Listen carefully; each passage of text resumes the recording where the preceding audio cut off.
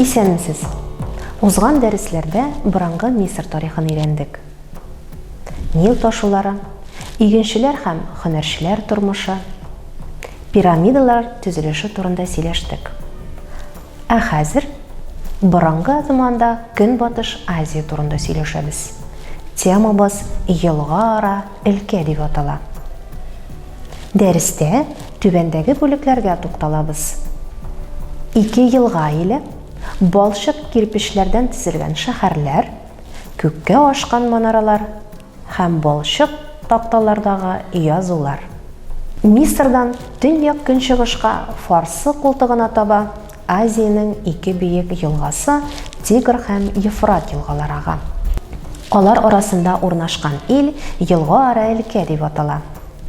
Көньяк елга ара өлкәдә җир искиткеч уңдырышлы. Мисырдагы Нил шикелле. Бу 2 елгада кешеләргә яшәргә һәм гырләп үсәргә мөмкинлек биргән. Ләкин мондагы ташулар бик каты булган. Кайчагында су ташкыннары йортларны һәм хайван абзарларын җимереп киткән. Ташу басудагы игеннәрне юып алып китмәсен өчен елга буйлап зур иемнәр ясаганнар.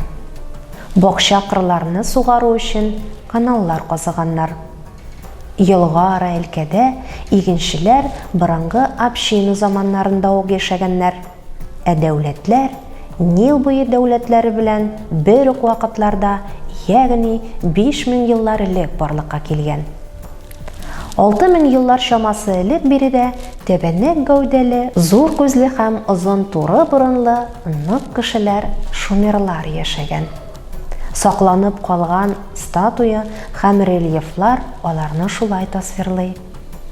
Борынгы игенчеләрнең күп авыллары үсә-үсә шәһәрләргә, кечкенә дәүләтләрнең үзәкләренә әйләнгән. Ор һәм Урок шәһәрләре иң зурлардан саналган. Гадәттә, шәһәр канал янында урнашкан. Бакчаларга һәм кырларга су сибү өчен бик җайлы булган.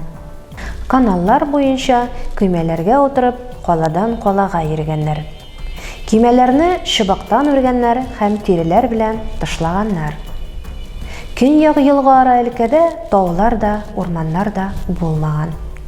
Шуңа күрә таштан һәм агачтан йортлар да төзи алмаганнар. Сарайларны, гыйбадәтханәләрне, йортларны балчык кирпечләрдән төзегәннәр. Балчыктан аллаларның сыннарын ясаганнар һәм хәтта балчыкка язганнар да. Елга ара өлкәдә ягулык аз булганлыктан кирпечләрне утта яндырмаганнар. Кояшта гына киптергәннәр.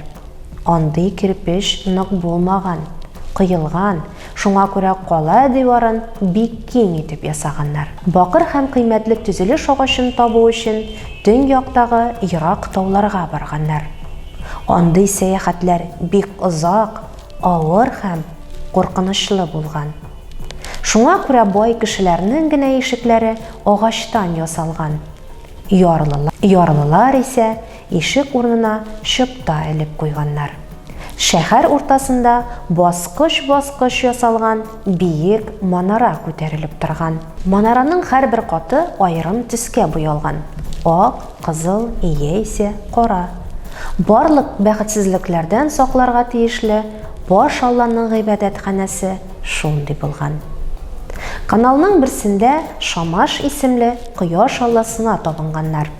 Икенчесендә ай алласы Синукка, Эя исемле су алласын игелекле һәм акыллы дип санаганнар. Чөнки ул кырлардагы игеннәргә су, кешеләргә икмәк һәм тормыш бирә. Иштар исемле уңдырышлылык һәм мәхәббәт алихасын мул уңышлар һәм балалар сораганнар.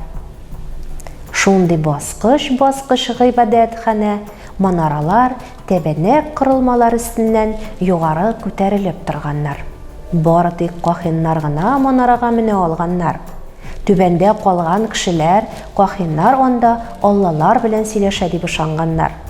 Астрологлар күк аллаларының кояшны, айны һәм планеталарны шул манаралардан күзәтеп торганнар. Алар календарьлар төзегәннәр, ай тотылу көннәрен исәпләп барганнар, йолдызлар буенча кешеләрнең язмышын белергә омтылганнар.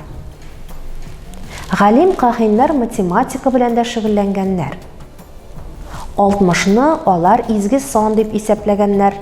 Сәгатьне, минутны 60-ка бүлү һәм түгәрәкне 360 градуска бүлү алардан калып хәзерге көнгәчә сакланган. Цивилизацияның иң әһәмиятле билгесе ул язу.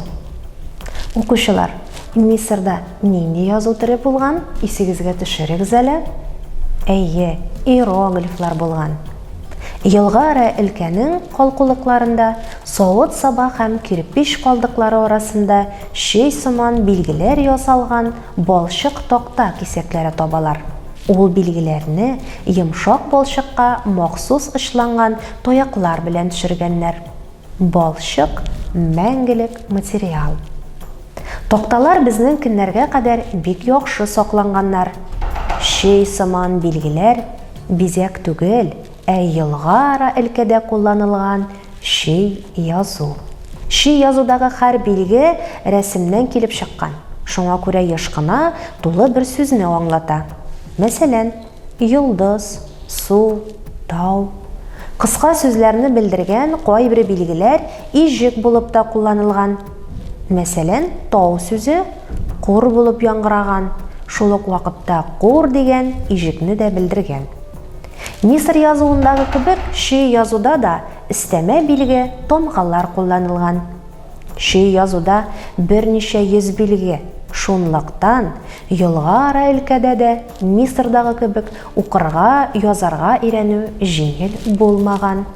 Махсус мәктәпләрдә күп еллар укырга кирәк булган. Укулар көн сайын иртәдән кичкә хәтле барган.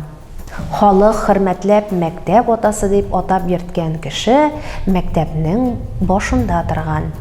Укучылар мәктәп уллары булганнар. Укучыларга үй эшләре язылган балчык такталарны тикшерергә ярдәм итүче югары сыйныф укучылары зур абый саналган.